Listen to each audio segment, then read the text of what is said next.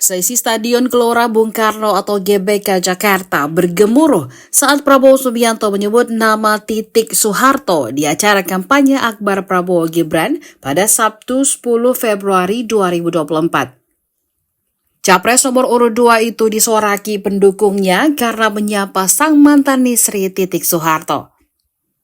Titik hadir mendukung sang mantan suami bersama petinggi partai pendukung serta tokoh masyarakat lainnya. Pantauan Tribun Timur dari video tribunnews.com, momen tersebut terjadi saat Prabowo akan membuka orasi politiknya. Ia terlebih dahulu menyapa jajaran jenderal yang hadir, Menteri Kabinet Jokowi hingga sejumlah tokoh agama. Saat menyebut puluhan nama lain, pendukung dan simpatisan hanya berteriak beberapa detik saja. Selanjutnya, dia menyebut nama Titik Soeharto hingga seluruh orang yang hadir berteriak hingga GBK bergemuruh dalam durasi yang cukup panjang. Prabowo sampai harus menghentikan pembicaraannya sejenak. Titik yang duduk di kursi undangan pun tampak berdiri sembari mengatupkan tangannya.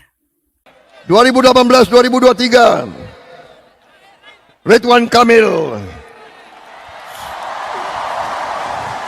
Saudara Agus Gurmiwang, Saudara Muhammad Lutfi, Saudara Budiman Jatmiko, Saudara Fahri Hamzah, Saudara Fadlizon, Bapak Ginanjar Kartasasmita, Bapak Theo Sambuaga, Bapak Hashim Joyo Hadikusumo, Ibu Titi Soeharto,